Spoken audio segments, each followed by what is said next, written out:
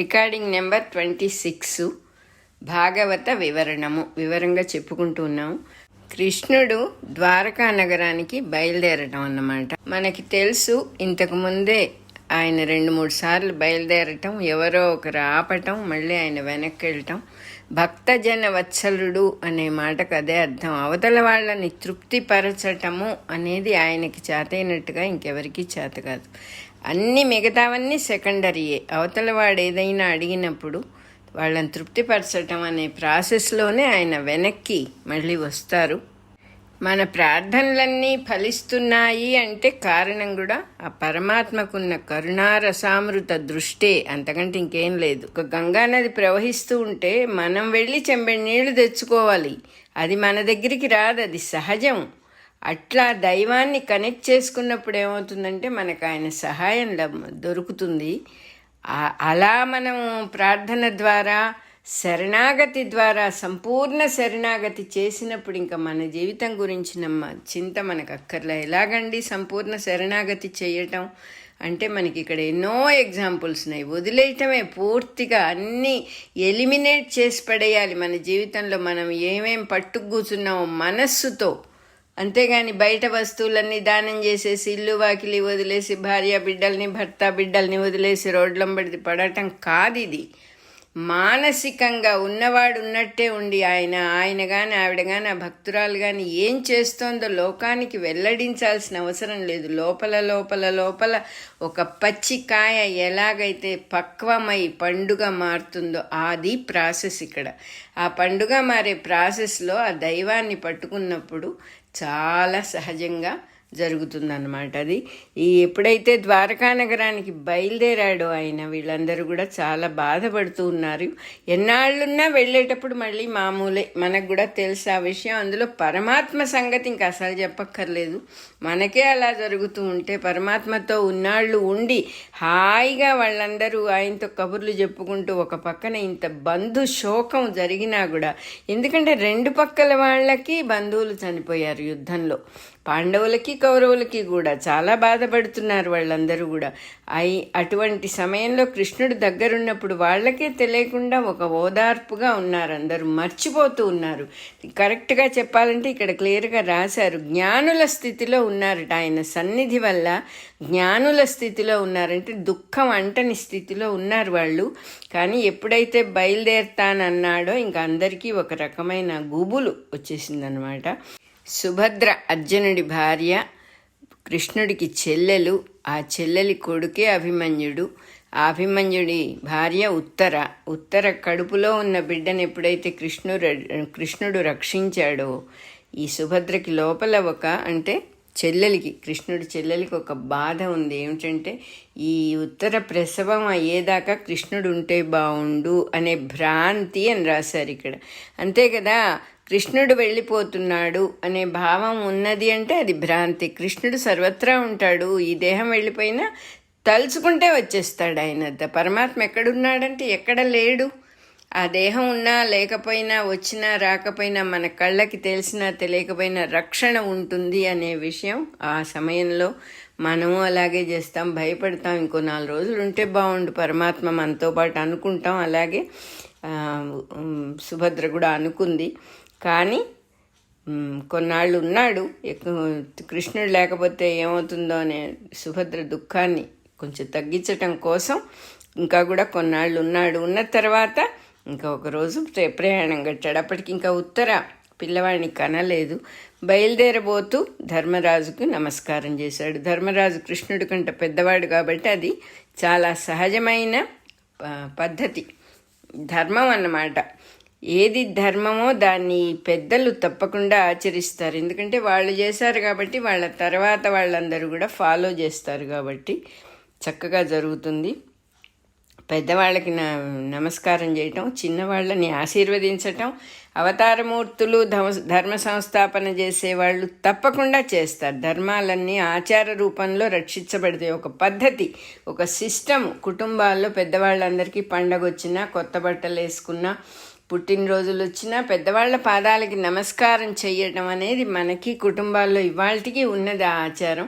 అదేవిధంగా ఏ పెద్దవాళ్ళని చూసినా మన కుటుంబంలో వాళ్ళే కాకపోవచ్చు, వెంటనే వంగి నమస్కారం పెట్టడం అనేది ఇవాళకి మనకి భారతదేశంలో ఉన్నది. అంటే ఈ అప్పటి నుంచి వచ్చినటువంటి సదాచారమే. అవతారమూర్తులు ప్రత్యేకంగా ప్రయత్నపూర్వకంగా ఈ పద్ధతిని ఆమోదించి ఆచరిస్తారుట. లేకపోతే ఇంకా గౌరవం, మర్యాద, ఒక పద్ధతి, ఎవరి మాట ఎవరు వినాలి అంత షాటర్ అయిపోతుంది. ఎవరి మాట ఎవరు వినక్కర్లేదు. విననప్పుడు ఏమవుతుంది, ఇంట్లో ఏ చిన్న గొడవ వచ్చినా సర్ది చెప్పేవాళ్ళు, ఒకరి మాట వినటం అనేది ఉంటేనే కుటుంబాలు నిలబడతాయి. అది లేనప్పుడు చాలా కష్టమైపోతుంది జీవితం అందరికీ కూడా. ఇది ఎంత సింపుల్ విషయం అంటే రేపు అందరూ కూడా పెద్దవాళ్ళు అవుతారు, ఇవాల్టి పిల్లలు రేపు పెద్దవాళ్ళు అవుతారు అనే జ్ఞానం లేకుండా జీవులు ప్రవర్తించినప్పుడు వాళ్లే ఇబ్బందుల్లో పడతారు. పెద్దవాళ్ళని గౌరవించు అని చెప్పినప్పుడు రేపు నువ్వు పెద్దవాడు అవుతావు, నిన్ను గౌరవిస్తారు. నువ్వు నీ పెద్దల్ని గౌరవిస్తే నీ పిల్లలు నిన్ను గౌరవిస్తారు. చాలా న్యాచురల్ ప్రాసెస్ ఇది ఇక్కడ. అలాగే కృష్ణుడు పెద్దవాళ్ళకి నమస్కరించాడు, పిన్నల్ని ఆశీర్వదించాడు. ఒక పక్కన సుభద్ర, ద్రౌపది, కుంతి, ఉత్తర, గాంధారి నిల్చోనున్నారట. రెండో పక్కన ధృతరాష్ట్రుడు, విదురుడు, యుధిష్ఠిరుడు, యుయుత్సుడు, కృపాచార్యుడు, నకుల సహదేవులు, భీముడు, ధౌమ్యుడు ఒక పక్కన నిలబడ్డారు. 2 వరుసలకి మధ్యలో నుంచి కృష్ణుడు నడిచొచ్చి రథం ఎక్కట. వాళ్ళందరూ ఒక్కసారిగా ఎడబాటు సహింపలేము అని దుఃఖపడ్డారట. రోజు అలవాటైపోయింది వాళ్ళకి. దర్శనము రోజు కనపడతాడు, స్పర్శనము పక్కన కూర్చుంటాడు, కబుర్లు చెబుతాడు, సంభాషిస్తాడు, హాయిగా ఇక్కడే ఉంటాడు. అందరికీ అలవాటైపోయి ఆ దుఃఖాన్ని మర్చిపోయారు. సత్సాంగత్యం వల్ల, ఈ భగవంతుడితో సాంగత్యం వల్ల బంధు శోకాన్ని మర్చిపోయారన్నమాట అందరూ. అందరికీ కూడా జ్ఞానుల స్థితి కలిగిందిట. అంటే దుఃఖము అంటని స్థితి కలిగింది. అట్లా దైవస్మరణ, సందులేని దైవస్మరణే సత్సాంగత్యం. అట్లాంటి సాంగత్యం వల్ల అన్ని దుఃఖాలు పోతాయి అని తెలుసుకోవచ్చు అని చెప్పి చెప్తున్నారు. రథం ఎక్కాడు కృష్ణుడు. వాళ్ళందరికీ నమస్కారం చేసి వెళ్ళండి ప్లీజ్, వెనక్కి వెళ్ళిపోండి, ఇంట్లోకి వెళ్ళండి, లోపలికి వెళ్ళండి అని బతిమాలుకున్నాడు. కానీ ఎవ్వరూ వెళ్ళలేదుట. అలాగే చూస్తూ ఉండిపోయారు. కృష్ణుడి రథం కళ్ళకి కనపడకుండా పోయిన తర్వాత కూడా వాళ్ళు అలాగే చూస్తూ ఉన్నారు. కళ్ళల్లో నుంచి ధారాపాతంగా నీరు కారుతూ ఉన్నదనే విషయం కూడా తెలియకుండా ఉండిపోయారుట. కృష్ణుడెక్కిన రథం చక్కగా ఒక ఊరేగింపులాగా, ఉత్సవంలాగా ఊరేగుతూ నడిచిందిట. రథంలో అర్జునుడు ఒక పక్కన కృష్ణుడికి ముత్యాల గొడుగు పట్టి నిల్చోనున్నాడుట. ఒక పక్కగా నిలబడి కృష్ణుడికి ముత్యాల గొడుగు పట్టి నిల్చున్నట్ట. ఉద్ధవుడు, సాత్యకి మంచి రత్నాలతో ఉన్న పిడులున్న చామరం పెట్టి వీస్తూ ఉన్నారంటే, చామరాలంటే విసినికర్రలు, గాలి వచ్చేట్టు వీస్తూ ఉన్నారు. రథానికి ముందు కాహళలు, భేరికలు, పటహములు, శంఖములు వాద్యము చేయుచు ఇవన్నీ కూడా వాయిస్తూ కొంతమంది ముందు నడుస్తూ ఉన్నారన్నమాట. అంటే పరమాత్మ మంగళ వాయిద్యాలతో బయలుదేరి వెళ్తూ ఉన్నారు. ఆ వాయిద్యాల శబ్దాలన్నీ కూడా చుట్టూత ప్రతిధ్వనించినయిట. అప్పుడు కురువంశ కాంతలు పుష్పవర్షం కురిపిస్తున్నారు. చాలామంది ఉన్నారు కౌరవ వంశంలో, లెక్కలేనంత బంధుబలంగా ఉంది వాళ్ళకి. వాళ్ళందరూ కూడా కృష్ణుడి మీద పూల వర్షం కురిపిస్తూ ఉన్నారట మేడ మీద నుంచి. బ్రాహ్మలు సద్గుణ నిర్గుణ రూపాలైన దైవ స్థుతులన్నీ స్తుతి చేస్తూ రథం వెంట నడుస్తూ వెళ్ళిపోయారట. ఆ బాట దాటి రాగా, ఆ దోవ దాటి కొంచెం రాగానే నగర వీధుల్లో పౌరకాంతలు బాగా తొక్కిసలాడుకున్నారట కృష్ణుని చూడాలని చెప్పి మేడల మీద. కృష్ణుడి రథం వెళ్తూ ఉన్న బాటకి 2 పక్కల మేడల మీద స్త్రీలందరూ కూడా నమస్కారాలు పెడుతూ నిల్చున్న పద్ధతి చూస్తే ఆడవాళ్ల నమస్కార ముద్రలన్నీ తోరణంలాగా ఉన్నాయట. ఒక్కొక్క తోరణం నమస్కారంతో కూడిన తోరణం కడితే ఎలా ఉంటుందో అలా ఉన్నారట. కొంతమంది కృష్ణుని చూపించి సంభాషణ చేసుకుంటూ ఉన్నారట. ఒక ఆవిడ అందిట, జీవులందరూ త్రిగుణాలని చేరకుండా ప్రళయంలో లీనమైపోయినప్పుడు ఇతనిలోనే ఉంటారు, అప్పుడు ఇతను ఒక్కడే ఉంటాడు అని ఒక ఆవిడ అందిట. ఇంకో ఆవిడ అందిట, అదేమిటే ఇతడు ఉన్నప్పుడు అసలు జీవులకు ప్రళయం ఎట్లా కలుగుతుంది, ఇతడు ఉన్నప్పుడు ఇతనిలోనే ఉన్న వాళ్ళకి మళ్ళీ ప్రళయం ఎలా కలుగుతుంది అన్నదిట. అంటే జీవులకు ఆధారమైన శరీరం, మనసు, బుద్ధి లయం అవటమే కదా జీవుల లయము. ఎలాగో ఆయనలోనే ఉన్నారు కదా అందరూ, మళ్ళీ లయం అయ్యే మాటే ఉంది అని ఒక ఆవిడందిట.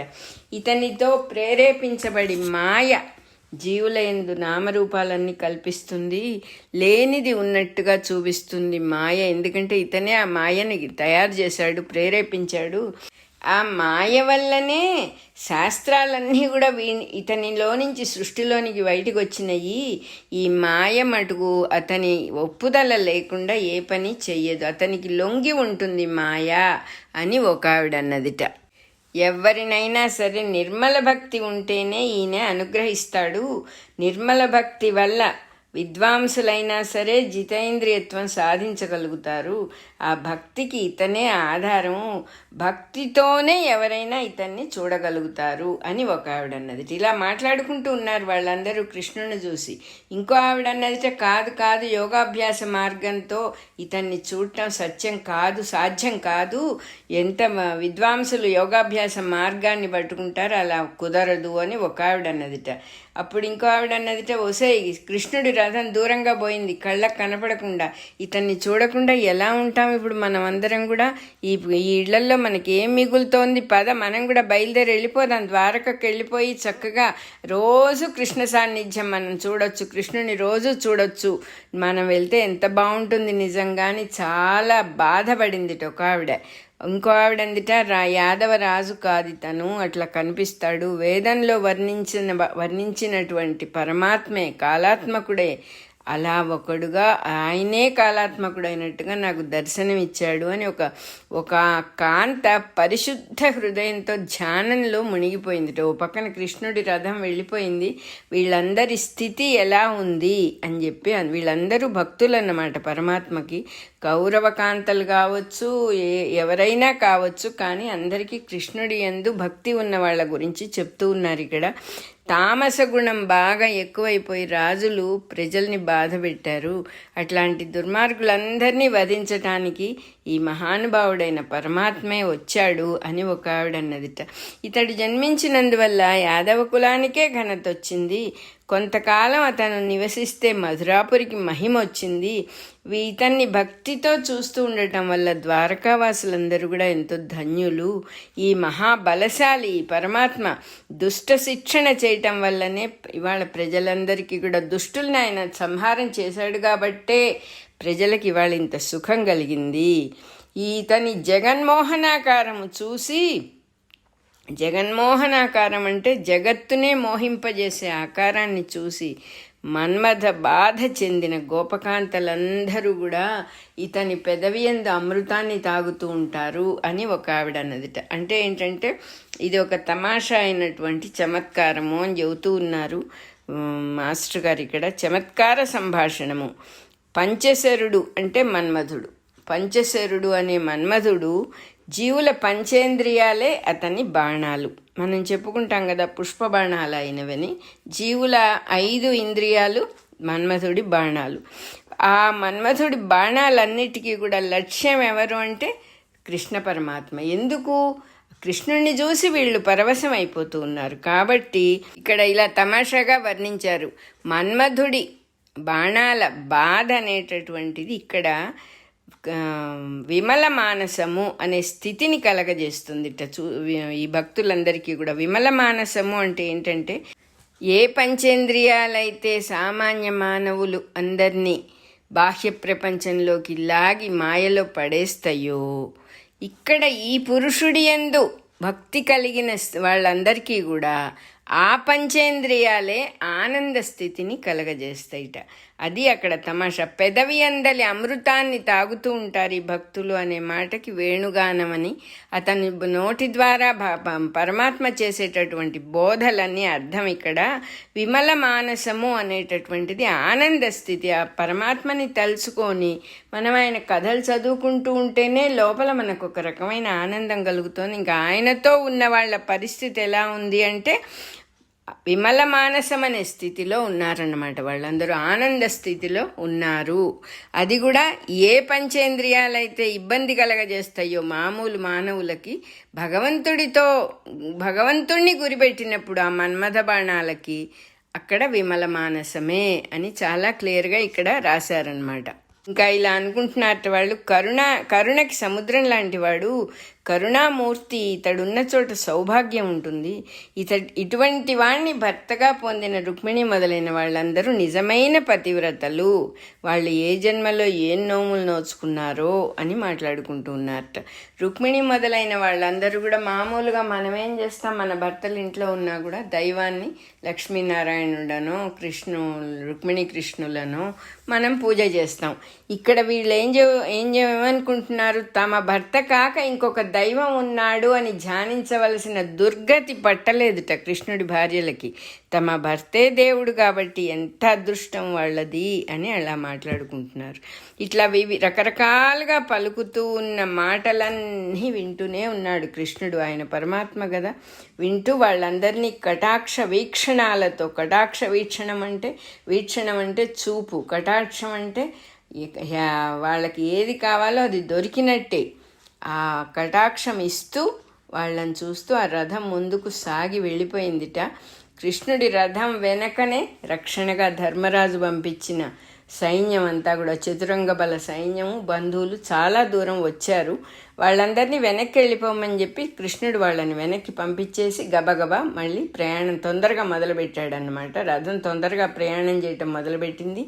ఒక్కొక్క దేశము దాటుకుంటూ వెళ్తూ ఉన్నారు. కురుజాంగల ప్రదేశము, పాంచాల దేశము, సూరసేనము, యామున దేశము, బ్రహ్మావర్తము, కురుక్షేత్రము, మత్స్యము, సారస్వతము, మరుధన్వము, సవ్వీరము, ఆభీరము, సైంధవము అనే నగరాలన్నీ దాటి ఆ దేశాల్లో వాళ్ళందరూ కూడా కృష్ణుడిని స్వాగతం చేసి కృష్ణ పరమాత్మకి ఎన్నో కానుకలు ఇచ్చారట. అవన్నీ కూడా స్వీకరిస్తూ ప్రయాణం చేశాడు ఈయన. సూర్యుడు పశ్చిమ సముద్రాన్ని తాకుతూ ఉండగా, పడమట్లో సూర్యుడు అస్తమిస్తూ ఉండగా కృష్ణుడు ద్వారకా నగరాన్ని సమీపించాడు. ద్వారక దగ్గరికి వెళ్ళాడు. గుర్రాలు కూడా బాగా ఎకాఎకిన ప్రయాణం చేసినందువల్ల గుర్రాలు కూడా బాగా అలిసిపోయినాయి అని చెప్పి రాశారు ఇక్కడ. ద్వారకాపుర ప్రవేశము అని హెడ్డింగ్. ఎన్నో రోజుల తర్వాత ద్వారకా నగరానికి మళ్ళీ కృష్ణుడు రావటం, ఆ ద్వారకా నగరాన్ని వర్ణిస్తూ ఉన్నారు. బాటకి అటు ఇటు మంచి కోనేళ్లు ఉన్నాయిట, సరస్సులు ఉన్నాయి.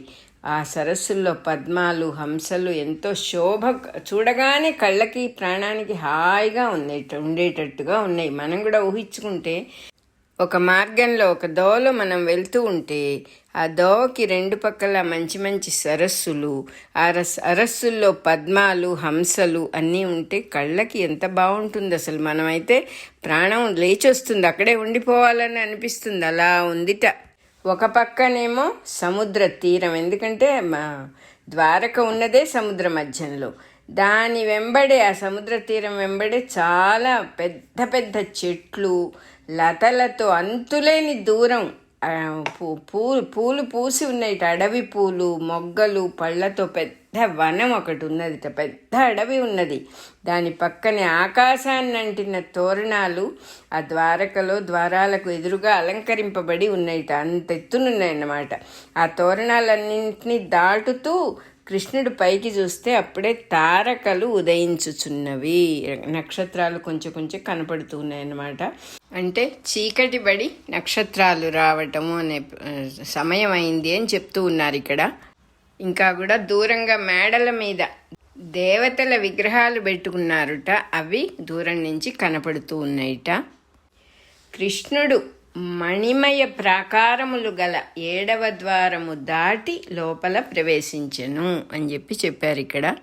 మణులతో పొదిగి చేసిన 7వ ద్వారం దాటి లోపలికి ద్వారకలో ప్రవేశించాట. నగరంలో యాదవులందరికీ కూడా తన రాకని తెలియజేయాలి కాబట్టి అక్కడ రథం ఆపించి తన శంఖమైన పాంచజన్యాన్ని పూరించాడు.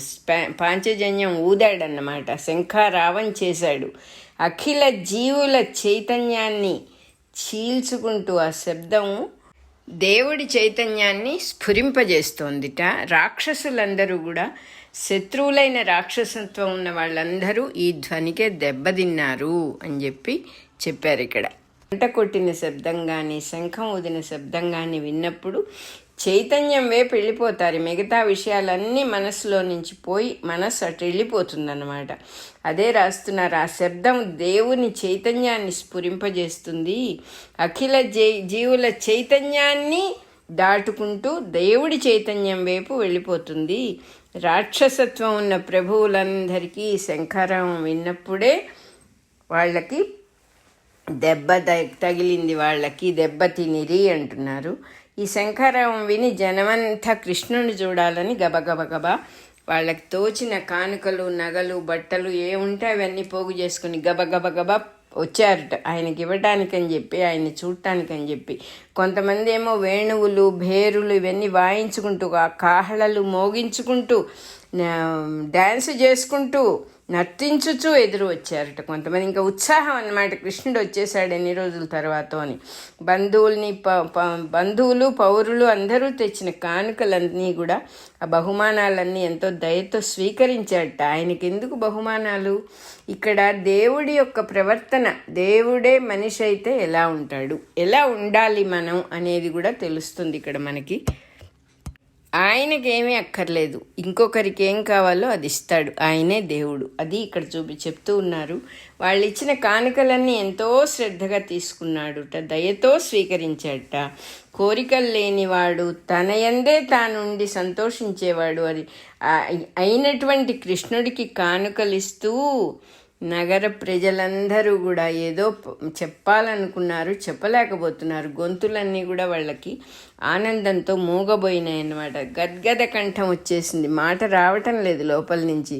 అన్ని విధాల తమకు ఎవరైతే ఆధారమో అతన్ని చూడంగానే వాళ్ళందరూ పసిబిడ్డల్లాగా అయిపోయి కాళ్ళ మీద పడి మొక్కారుట.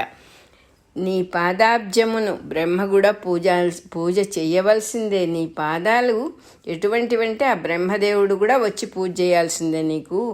నీ సేవ వల్ల అన్ని తాపాలు హరించబడతాయి, అన్ని తాపాలు పోతాయి, సంసార తాపం పోతుంది. శరణాగతులు అయిన వాళ్ళకి సకల శుభాలు ఇచ్చేది నువ్వే కదా. నువ్వు కాలానికి సంబంధించిన వాడివి కాదు. కాలంలో ఏముంది, ఏ వ్యాపారమైనా నీలో లీనమైపోవటం తప్ప ఏది విడిగా ఉండేది లేదు ఇక్కడ. నీలోనే మేమందరం కూడా నిల్చుంటాము అని ఒకడు చెప్తూ నమస్కారం చేశాడట ఒక పౌరుడు. ఇంకొక పౌరుడు అన్నట్ట, నీ దయతో మేము ఎంతో సుఖంగా ఉన్నాము, నువ్వు ప్రదర్శించిన మహాప్రతాపాలన్నీ కథలుగా విన్నాము, అదే మా ధనము, ఇన్నాళ్లకు నిన్ను మళ్ళీ చూడగలిగాము అంటూ ఒకడు నమస్కారం చేశాడట. నువ్వు నగరంలో లేనప్పుడు కూడా మాకేం ఇబ్బందులు కలగలేదు, మా ఇళ్లల్లో మేము నిన్ను స్మరించుకుంటూ ఏ గొడవలు లేకుండా హాయిగా ఉన్నాము. కానీ ఇంతకాలం నువ్వు లేకపోవటం ఇంకా మళ్ళీ మాత్రం మేము భరించలేము, ఎక్కడికి వెళ్ళొద్దు అని చెప్పి ఒక పౌరుడు చెప్పాడు. తండ్రులకి తండ్రి అయిన బ్రహ్మకే నువ్వు తండ్రివి, నువ్వు మాకు తల్లివి, తండ్రివి, పతివి, దైవానివి, సఖుడివి, గురుడవు. తండ్రులు నీలాగా మమ్మల్ని పెంచి పెద్ద చేయలేరు, నువ్వే మమ్మల్ని అన్ని విధాలా కాపాడుతున్నావు. మాకందరికీ కూడా నీ ముఖారవిందం దొరికింది అనేటటువంటి అటువంటి అదృష్టం దేవతలకు కూడా లేదు. నువ్వు మాతో ఉండటం, ముఖారవిందం అంటే నువ్వు, అరవిందం అంటే కలువ పువ్వు, వికసించిన ముఖంతో నువ్వు మా దగ్గర ఉండటం, మాతో కలిసి ఉండటం అనేది ఈ అదృష్టం దేవతలకు కూడా లేదు అంటూ ఇంకొకడు నమస్కారం చేశాడు. ఇక్కడ పతి అనే మాటకు రక్షించి పోషించేవాడు, నీవే నా పతియు గతియు అని కృష్ణ శతకంలో కూడా ఉంటుంది. ఆ రక్షించేవాడు, గతి అంటే గమ్యం ఆయనే, ఫైనల్, ఇంకేమీ లేదు, ఇంకా వేరే ఇంకొకటి లేదు అని. పతి అంటే రక్షించి పోషించేవాడు అని అర్థం. నువ్వు హస్తినకి వెళ్ళిపోయినప్పుడు మాకు క్షణం ఒక యుగంలాగా అయిపోయింది, ఇంకెక్కడికి వెళ్ళొద్దు అని ఇంకొకడేమో నమస్కారం చేశాడు. సూర్యుడు పడమటి కొండ దాటగానే లోకానికి చీకటి, కానీ నీ ముఖం మాకు కనిపించకపోతే అప్పుడు మాకు చీకటి వస్తుంది అని ఒకడు నమస్కారం చేశాడు. ఇట్లా ఎన్నో రకాలుగా ప్రజలు భక్తితో ప్రేమతో పలికే మధురమైన పలుకులు చెవులకు ఆభరణాలుగా ధరించాట కృష్ణ పరమాత్మ. అంటే అర్థమేంటి? అన్నీ ఆమోదిస్తూ అన్నీ వింటూ ఆయన వాళ్ళని ఆమోదించాడు. మనం అసలు ఊహించలేము ఇది, ఎందుకంటే మనం ఎవరిని ఆమోదించేటంత స్థిమితంగా లేము. మనకే తెలియదు మనం ఏం చేస్తున్నాము. మనం ఏదో తొందరలో ఉంటాం. ఎప్పుడు ఎవరిని సమంగా ఆదరించలేము, ఎవరిని సమంగా ఒప్పుకోలేము. ఆ పరిస్థితి మనది అని మనకు తెలియకపోవటం మన దురదృష్టం.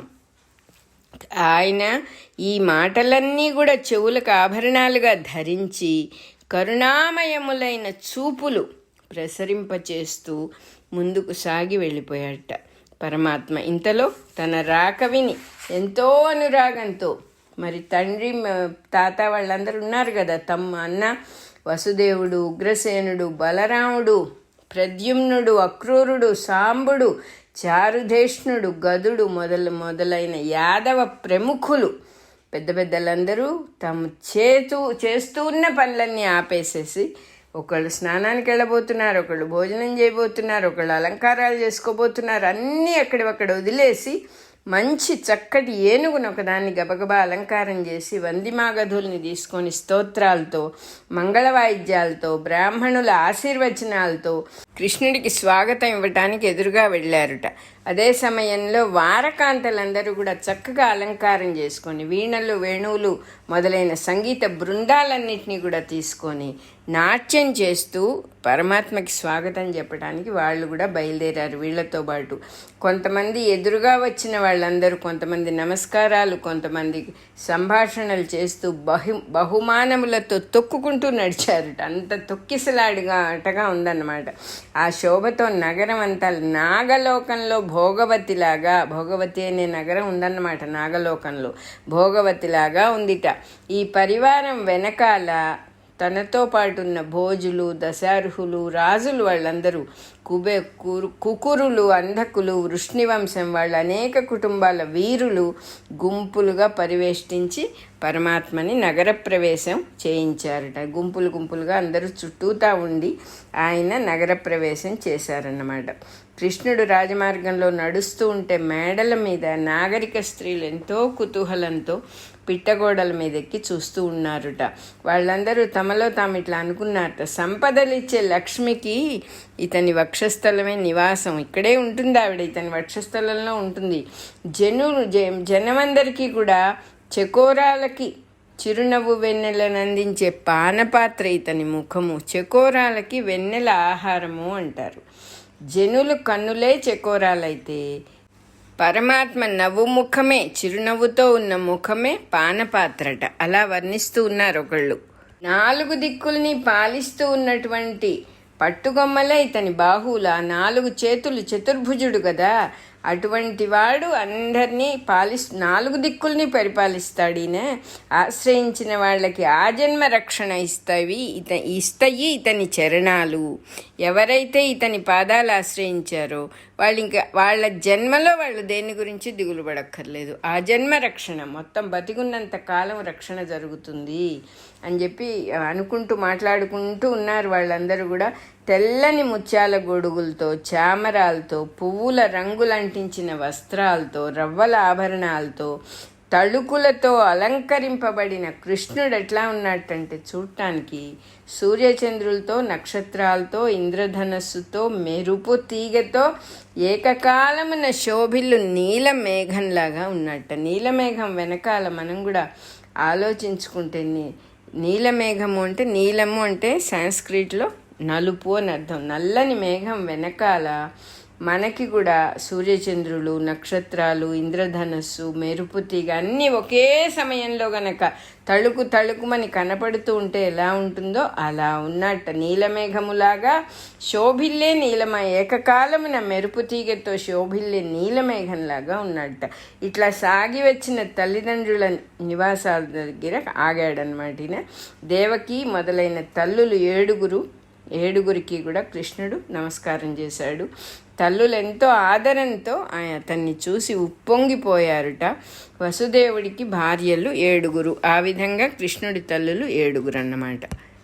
తర్వాత హెడ్డింగు శ్రీకృష్ణుడు అంతఃపుర స్త్రీలను చూడటానికి వచ్చుట అనేది హెడ్డింగు. తమ కొడుకైన శ్రీకృష్ణుడు చాలా రోజుల తర్వాత ద్వారకకొచ్చి నమస్కారం చేయంగానే ఆ 7 తల్లులు కూడా విపరీతమైన వాళ్ళకి ఇంబ్యాలెన్స్ అయిపోయింది. ఒక విధంగా చెప్పాలంటే ఆయన్ని చూడంగానే తొడల మీద కూర్చోబెట్టుకున్నారట ఆయన్ని. కృష్ణుడు చాలా పెద్దవాడు అప్పటికే, తల్లులు పెద్దవాళ్ళు అయి ఉండొచ్చు. కానీ ఇక్కడ ఏం చెబుతున్నారంటే 5 తల్లులు అతనికంటే చిన్నవాళ్ళు కూడా అయి ఉండొచ్చు అంటూ ఉన్నారు. 5 భార్యలు, వసుదేవుడి భార్యలు కృష్ణుడి కంటే చిన్నవాళ్ళు కూడా అయి ఉండొచ్చు. అయినా కూడా మాతృభావం అనేది వాళ్ళందరిలో కూడా ఉప్పొంగింది. అదేవిధంగా అతన్ని చూడంగానే వాళ్ళందరికీ కూడా పసివాడిని చూసిన తల్లులకి లాగా పాలు కారినైట. వాళ్ళ పాలిండ్లలో నుంచి పాలు కారిన. ఇది అసహజంగా అనిపించవచ్చు, స్థూల దృష్టికి అసహజంగా అనిపించవచ్చు అంటున్నారు. కానీ కొన్ని శరీరతత్వాలున్న ఆడవాళ్ళకి ముసల్తనంలో కూడా ఒక ఆపేక్ష కలిగినప్పుడు ఇలా జరగటం న్యాచురలే. అంటే ఆనంద బాష్పాలు ఎంత న్యాచురల్లో ఇది కూడా న్యాచురలే. మనకి తెలియని విషయాలన్నీ మనకు ఆశ్చర్యం కాబట్టి మనకు వింతగా ఉంటాయి. కానీ అంత పెద్దవాడిని ఒళ్ళో కూర్చోబెట్టుకొని ముద్దాడారుట. వాళ్ళ ఆపేక్షకి ఇంకా అంతు లేదన్నమాట. కళ్ళల్లో నుంచి నీళ్లు కారిపోతూ ఉన్నాయి, ఆనంద బాష్పాలు కారిపోతూ ఉన్నాయి 7 కూడా. సో ఇదంతా చాలా కృష్ణుడు అన్నీ ఎలవ్ చేసి ఊరుకున్నాడు. వాళ్ళ ఆపేక్షని ఆయన వాళ్ళు ఏం చేసినా కూడా ఎలవ్ చేశాడు. చాలాసేపు ముద్దాడారు వాళ్ళు. తర్వాత ఇంకా వాళ్ళని నెమ్మదిగా పంపించి 16,108 మంది భార్యల్ని చూడాలి అనే సంకల్పాన్ని చేసుకున్నాడు కృష్ణుడు. ఇక్కడ జరుగుతూ ఉన్న విషయాలన్నీ కూడా లోకోత్తర విషయాలే. లోకోత్తర విషయాలంటే సాధారణంగా జరగని విషయాలు. 7 తల్లులు ఉండటం, 7 కూడా తమ కొడుకే అన్న భావాన్ని పొందటం ఇవి మామూలుగా జరగవు కదా. మిగతా తల్లులు అతన్ని అట్లా ప్రేమించాలనేటటువంటి రూల్ ఏమీ లేదు. కానీ ఇక్కడ మొత్తం అంతా ఒక పరమాత్మ భావం ఏకమైపోయింది. జీవాత్మ అంటూ విడిగా లేకుండా పరమాత్మ భావం. అందుకే చాలా అలౌకికము అని చెప్పి చెప్తూ ఉన్నారు. లోకోత్తరము, అలౌకికము అంటే ఇదే, మామూలుగా జరగని విషయాలన్నమాట. సో 16,108 మంది భార్యల్ని చూడాలనే సంకల్పం రావటం, వాళ్ళున్న అంతఃపుర భవనం 16,108 లోపలి సౌధాలతో కలిసి ఉన్నది. ఆ సౌధాలన్నీ కూడా బంగారు రంగులో ఉన్నాయిట. ఒక భార్య ఇంటికి ముందర వెళ్తే రెండో ఆవిడ మనస్సు కష్టపెట్టుకుంటుంది కదా, మళ్ళీ తను వెళ్ళినప్పుడు తనతో సమంగా మాట్లాడకపోవచ్చు అనే భావంతో ఆయన అన్ని రూపాలు ధరించి అందరిళ్లలోకి ఒకేసారి ప్రవేశించాడనమాట. ఇలా చెప్తూ ఉన్నారు. ఒకే మారు ప్రవేశము చేశాను. ఇది కొంచెం మనకి అసహజంగా అనిపించవచ్చు. మనకి ఇంకా చాలా విషయాలు అసహజంగా అనిపిస్తాయి. ఏమిటి అసహజం ఇక్కడంటే, భార్య ఏమనుకుంటుందో, భర్త ఏమనుకుంటాడో అని మనం ఎప్పుడన్నా ఆలోచిస్తామా? వాళ్ళు మంచిగా అనుకోవాలి అని ఆలోచిస్తామా? తప్పుగా ఉంటారేమో, వాళ్ళని ఎలా మోసం చేయటం అని ఆలోచిస్తాం. మా ఆయన నన్ను తప్పుగా అనుకోకుండా ఎలా చేయొచ్చు అని ఏదో ఒక ప్లాన్ వేస్తాం. అంతేగాని నిజమైన కన్సర్న్తో వాళ్ళు బాధపడతారేమో, ఇన్నాళ్ల తర్వాత వచ్చాను, ఒక ఇంటికి ముందెళ్తే రెండో ఆవిడ బాధపడుతుందేమో అనే కన్సర్న్, కరుణ, ఆయన కరుణామృతమైనటువంటి హృదయం కలవాడు అని మనం ఎన్నోసార్లు చెప్పుకున్నాము. అంతేకాదు అంతా తానే కాబట్టే అది అతను చేయగలిగాడు. ఇక్కడ ఇంకొక మ్యాజిక్ కూడా ఉంది. ఇదంతా కూడా పరమాత్మకంటూ ఉన్నటువంటి కళ. కళలో ఉన్న పాత్రలకేమో అది కళని తెలియదు. కళ కంటూ ఉన్న పరమాత్మకి అది కళ అని తెలుసు. అంటే ఆ కళ ఆయన స్వాధీనంలో ఉంది. అందులో పాత్రలన్నీ కూడా ఆయన స్వాధీనంలోనే ఉన్నాయి. కళలో పాత్రలకి ఏ స్వతంత్రము లేదు. అవి ఎలా జరగాలో అలాగే జరుగుతాయి. కానీ కళ కంటూ ఉన్నటువంటి యోగ నిద్రలో ఉన్నటువంటి పరమాత్మకి అన్ని రకాల స్వాతంత్ర్యాలు ఉంటాయి. మన కళైనా అంతే, మనం కలగంటూ ఉంటాం. ఆ కళ అని తెలిసినప్పుడు పరిస్థితి డిఫరెంట్గా ఉంటుంది. ఆ తెలుసుకోవటమే ఈ ప్రపంచం అంతా కూడా ఒక కళ, ఈ సృష్టి అంతా కూడా ఒక కళ అని తెలుసుకోవటమే ఎవేకెనింగ్. దానికి అందుకే ఆ పేరు పెట్టారు. ఎవేకెనింగ్ అంటే మెళుకు తెచ్చుకోవటం. మన కలగంటూ ఉంటాము. ఆ కళలో కొన్ని భయంకర దృశ్యాలు ఉంటాయి. కొంచెం అరుస్తాము, చెమటలు పడతాయి, గుండె దడదళ్ళాడుతుంది. ఒక్కొక్కప్పుడు కాళ్ళు చేతులు కూడా కొట్టుకొని బాధపడతాం కల్లో. కానీ అది కళ అని మనకు ఎప్పుడు తెలుస్తుంది? మెళుకు వచ్చిన తర్వాత తెలుస్తుంది. అలాగే రమణ మహర్షి చాలా క్లియర్గా చెప్పారు, అది చిన్న కళ, ఇప్పుడు ఈ సృష్టి అంతా కూడా పెద్ద కళ. ఇది కళ అని నీకు ఎప్పుడు తెలుస్తుందంటే దీంట్లో నుంచి నువ్వు మెళుకు తెచ్చుకున్నప్పుడు ఇది కళ అని నీకు తెలుస్తుంది. ఎవేకెనింగ్ అనే మాట అలాగే వచ్చింది. ఎవేకెన్ అవ్వాలి, ఇది నిజం కాదని తెలియాలి. దీని మీద దృష్టి పెడితే చాలా తేలిగ్గా తెలుస్తుంది. కళని కళ అని తెలుసుకోవటం కష్టమా? బంగారాన్ని బంగారం అని తెలుసుకోవటం కష్టమా? ఎంత సింపుల్ అది న్యాయంగా. ఇక్కడ మనం అర్థం చేసుకోవాల్సిన విషయం, ఇంకొక మనిషి నొచ్చుకునేటట్లుగా పరమాత్మ ఎప్పుడూ ప్రవర్తించలేదు అనే విషయం తెలుసుకోవాలి మనం. అవతల వాళ్ళకి ఎలా సుఖంగా ఉంటుంది, అవతల వాళ్ళకి ఎలా బాగుంటుంది, అవతల వాళ్ళకి ఏది మాట్లాడితే సంతోషం కలుగుతుంది అనే దృష్టిలోనే ఉన్నాడు పరమాత్మ. మనం ఆయన జీవితం అంతా, ఆయన సంభాషణలన్నీ కూడా చూస్తే అవతల వాళ్ళ కోసమే తప్ప తన కోసం అనేది ఏమీ ఉండదు. మనకి ఎప్పుడు మన కోసమే, మనకు ఒక దృష్టి ఉంటుంది. మనం ఒకవేళ అలా మన కోసంగా కాకుండా అవతల వాళ్ళ కోసము అనే దృష్టితో ఏదైనా చేసినప్పుడు వెనక్కి తిరిగి ఆలోచించుకుంటాం, ఇదేమిటి ఇట్లా చేశానేమిటి, ఇలా చేయకూడదు, మనం నాకు నేను ఇంపార్టెన్స్ ఇచ్చుకోవాలి, I'm the first important person, తర్వాతే ఇంకొకళ్ళు అని మళ్ళీ సర్ది చెప్పుకుని మళ్ళీ మాయలో పడటానికి రెడీగా ఉంటాం. నెక్స్ట్ మనం మాట్లాడే మాటలు, డైలాగులు అవతల వాళ్ళని కన్సర్న్గా, అవతల వాళ్ళ మీద కన్సర్న్తో ఉండవు. ఒకవేళ బై మిస్టేక్ ఎప్పుడన్నా అలా చేస్తే వెనక్కి వస్తామన్నమాట. కానీ అసలు చెయ్యవలసిన విషయం ఏమిటో ఇక్కడ పరమాత్మ చెబుతూ ఉన్నారు. నిన్ను నువ్వేదో కాపాడుకోవాలి, నీకు నువ్వేదో సహాయం చేసుకోవాలి, నిన్ను నువ్వు గార్డు చేసుకోవాలి, నిన్ను నువ్వు జస్టిఫై చేసుకోవాలి, ఇతరుల నుంచి నిన్ను నువ్వు కాపాడుకోవాలి. ఈ దృష్టి పోతే కానీ నువ్వు హాయిగా ఉండలేవు. యాక్చువల్గా అసలు విషయం అది. హాయిగా ఫ్రీగా ఉండాలంటే నాకేమీ వద్దు, అవతల వాడికి ఏది కావాలో అది ఇవ్వడానికి నేను రెడీగా ఉన్నా, అట్లాగని మొత్తం సాక్రిఫైస్ చేయమని ఎవరు అంటలేదు. యాటిట్యూడ్ గురించి చెబుతూ ఉన్నారు ఇక్కడ. తన పద్ధతి, తన మనస్సులో ఉన్నటువంటి విషయం అది కృష్ణ పరమాత్మ చేస్తూ ఉన్నది. ఆయనకేమిటి అవసరం? ఎంత కష్టపడి వచ్చాడు, యుద్ధంలో అలిసిపోయి గాయాలు తగిలి వాళ్ళ దగ్గర ఉండి ఇంటికి వచ్చాడు. మనం ఎలా ఉంటాం? అన్ని రోజుల తర్వాత ఇంటికి వస్తే ఏదో బెడ్ మీద పడిపోవటమే.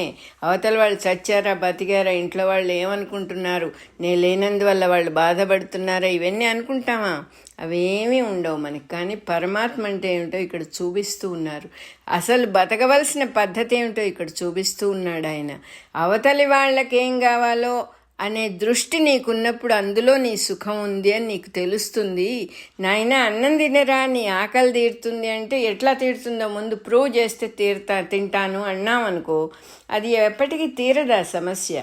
అది చేసి చూసినప్పుడు అన్నం తింటే ఆకలి తీరింది అనే విషయం తెలుస్తుంది. అదే రకంగా దీన్ని ఆచరణ చేసినప్పుడు నేను నిజంగానే నాకేం కావాలో వదిలేసి అవతల వాళ్ళకి ఏం కావాలనే దృష్టి పెట్టుకుంటే బాగుంటుంది అంటున్నారు కదా. చూద్దాం, భాగవతంలో చెప్పారు కదా ఈ మాట.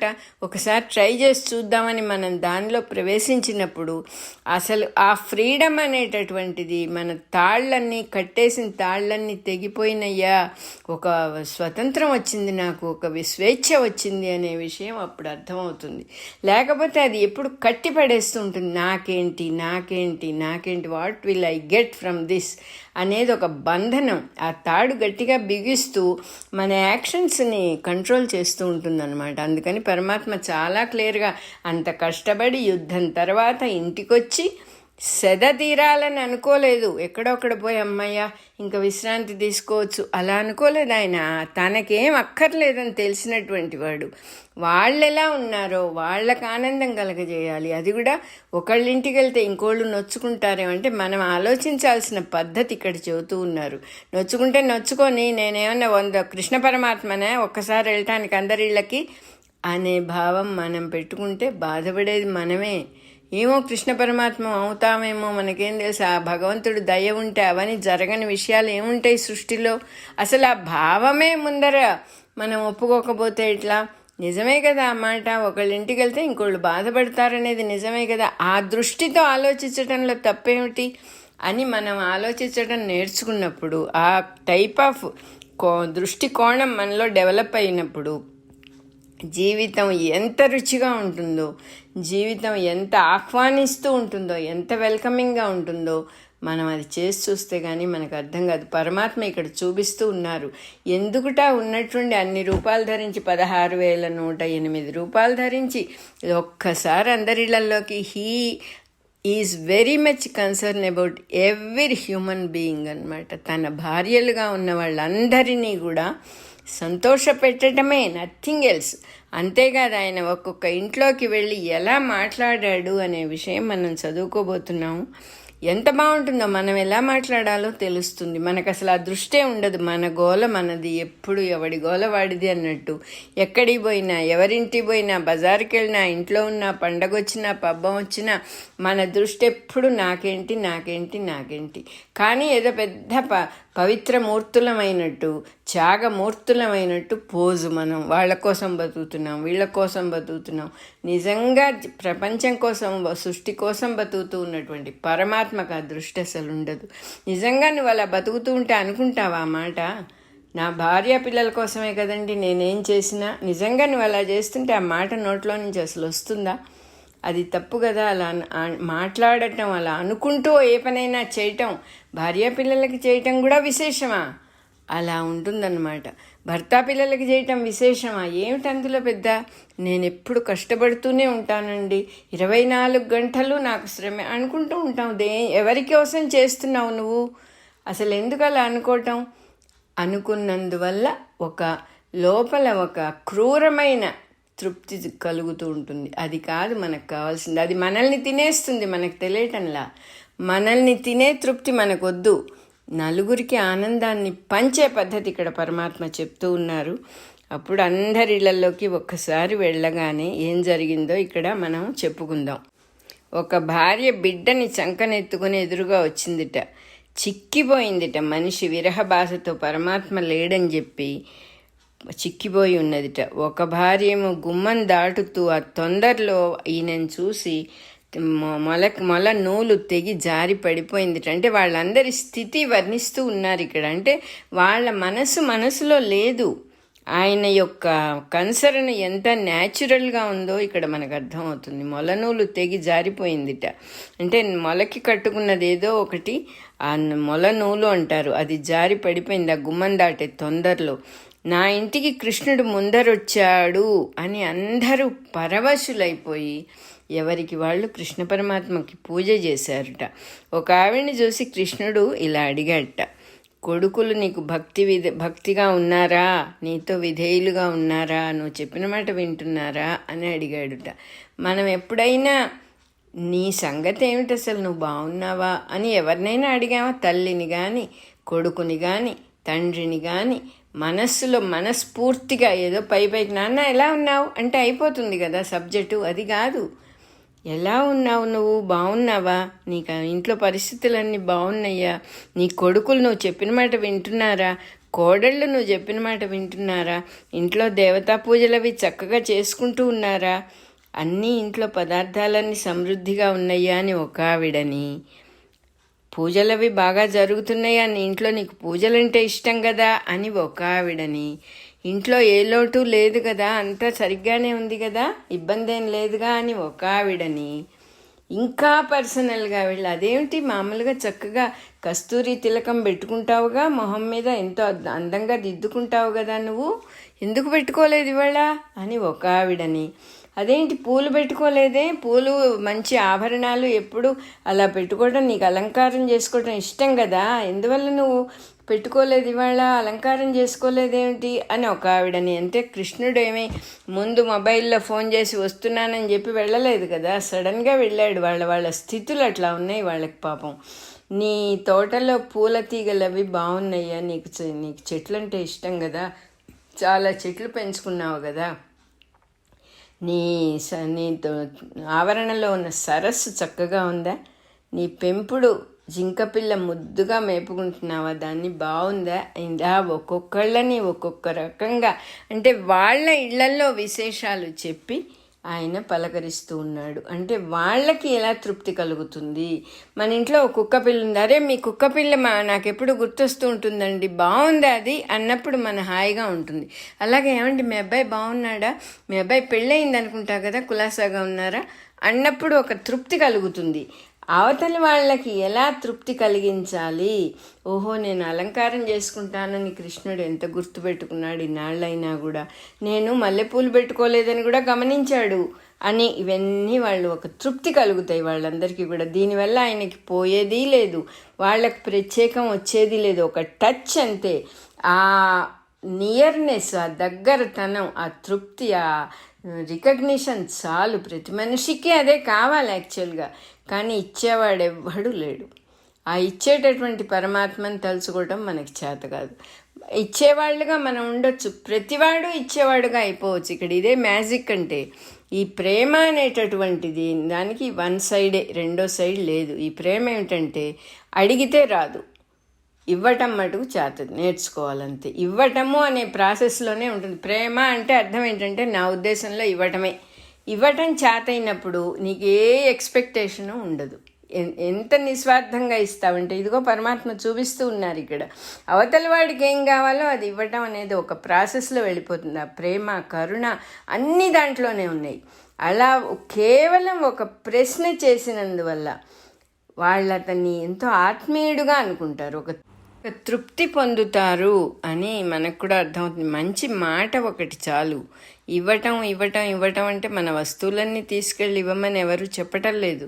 ఒక మంచి మాట, ఆప్యాయంగా ఒక్క మాట, ఎప్పుడు ఒక చక్కని మాట మాట్లాడటానికి కూడా మనం వెనక్కి లాక్కుంటూ ఉండాల్సిన అవసరం లేదు. మన నోట్లో నుంచి ఏమొస్తుంది, ఆ నోట్లో నుంచి వచ్చే మన మాట వల్ల అవతల వాళ్ళు ఎలా తీసుకుంటారు దాన్ని, వాళ్ళకి సుఖం కలుగుతుందా, లేదా వాళ్ళని గుచ్చినట్టుగా మాట్లాడుతున్నామా, వాళ్ళని ఇబ్బంది పెట్టే మాటలు మన నోట్లో నుంచి వస్తున్నాయా అనేది కొంచెం జాగ్రత్తగా మనం అందరము కూడా చూసుకోవాల్సిన విషయం. మనోవాక్కాయ కర్మలతో చేసే పూజ అంటే ఏమిటి న్యాయంగా? మనం చేసే ప్రతి పని పూజ అయిపోతుంది. మనస్సు పెట్టాలి, వాక్కు మంచి మాట రావాలి, చేసే పని చక్కగా ఉండాలి, దైవపరంగా ఉండాలి, అంతే, అంతకంటే ఇంకేం లేదు. అదే నిజమైన పూజ, అదే పరమాత్మ ఆనందించే విషయం, అదే సృష్టి జీవులందరి రూపంలో ఉన్న పరమాత్మ ఆనందించే విషయం. ఇక్కడ ఆయన ఆచరించి చూపిస్తూ ఉన్నారు మనకి, ఇలా బతకొచ్చు అని. రాజయోగ సాధనలో ఇవన్నీ కూడా నొక్కుకొని చాలా కష్టపడి వీటి ఇంద్రియ విషయాలన్నీ పైకి రాకుండా సాధన చేస్తారు. కానీ మళ్ళీ అవకాశం రాగానే అన్నీ పైకి వస్తాయి కాబట్టి, అన్నీ మళ్ళీ విజృంభిస్తాయి కాబట్టి, ఇక్కడ పరమాత్మని నమ్ముకొని భగవంతుడి యందు రుచి చూపిస్తే అంతకంటే గొప్ప సాధన ఇంకేమీ లేదు. భగవంతుడి రుచి కనుక మనకి తెలిస్తే ఇంకా వేరే ఏ రుచుల మీదకి మన మనస్సు వెళ్ళదు అనేది ఇక్కడ. అన్ని విషయాల కంటే భగవంతుడి విషయంలో రుచి ఉంది అనేది మనకు అర్థం కావాలి. అదే కృష్ణ పరమాత్మ భగవద్గీతలో కూడా చెప్పారు. వాళ్ళకి ఏది ఇష్టమో ఆ రూపంలో భగవంతుడిని వాళ్ళకి ఇంట్రడ్యూస్ చేయాలట.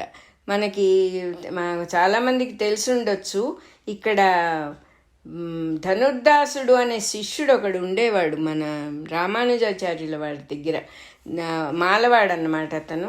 వాడికి చక్కని కళ్ళున్న ఒక భార్య ఉంది. ఆ భార్య కళ్ళంటే వాడికి ఉండేదన్నమాట. ఇది నిజంగా జరిగిన విషయం. ఆ భార్య కళ్ళంటే వాడికి చాలా ఇష్టం కాబట్టి ఆవిడ నీళ్లు తేవడానికి బయటికి అది వెళ్ళినా చేసినా బయటికి వెళ్ళిందే వీడు గొడుగు పట్టుకొని ఆవిడ వెనకాలే ఆవిడకి గొడుగు పడుతూ వెళ్ళేవాడు. ఎందుకంటే మా ఆవిడ కళ్ళు కందిపోతాయి అని వాడి లాజిక్ అనమాట. ఒకరోజు అలా వాడి భార్యకి గొడుగు పడుతూ ఉంటే నా రామానుజాచార్యుల వారు చూస్తారు. చూసి పిలుస్తారు వాడిని. పిలిచి ఎందుకు ఇట్లా చేస్తున్నావంటే నా భార్య కళ్ళంటే నాకు చాలా ఇష్టం, అందుకని నేను గొడుగు పడుతూ ఉంటాను అంటాడు. అప్పుడు ఆయన ఏమడుగుతారంటే, ఇంతకంటే అందమైన కళ్ళు కనపడితే ఆ కళ్ళకి సేవ చేస్తావా నువ్వు అని అడుగుతారట. తప్పకుండా చేస్తానంటాడు. ఇంతకంటే అందమైన కళ్ళు ఉంటాయి అసలు అంటాడు. వెంటనే శ్రీరంగనాథుడి గుళ్ళోకి తీసుకుపోయి అతన్ని అనుగ్రహించి వేరే దృష్టి, దివ్య దృష్టి ఇచ్చి అతనికి భగవంతుడి కన్నుల్లో దివ్యమైన లోచన దృశ్యాన్ని చూపిస్తారన్నమాట. ఆయన దివ్యలోచనాలు, దివ్యమైన ఆ పరమేశ్వరుడి కళ్ళే వీడికి కనపడేటట్టుగా చేస్తారు. అంతే, కంప్లీట్గా వైరాగ్యం వచ్చేసి ఆయన ఎంతో గొప్ప శిష్యుడైపోతాడు. దివోదాసు అనేటటువంటి ఆయన చాలా గొప్ప భక్తుడైపోతాడు. అంటే మనకి ఏది ఇంట్రెస్టో ఆ ఇంట్రెస్ట్ ప్రకారం గురువు మనల్ని అక్కడే డైరెక్ట్ చేస్తాడనమాట. ఆ ఇంట్రెస్ట్ అదే భగవంతుడు. నువ్వు ఇది వదిలేసి ఇంకేదో చేయాలని ఏమీ లేదు, దీంట్లోనే ఇంకొంచెం ముందుకు వెళ్తే సరిపోతుంది. అది చక్కని మార్గం అని భగవద్గీతలో కృష్ణ పరమాత్మ చెప్పారు అని చెప్తూ ఉన్నారు. ఇక్కడ మన రికార్డింగ్ 26వ నెంబరు అయిపోయింది.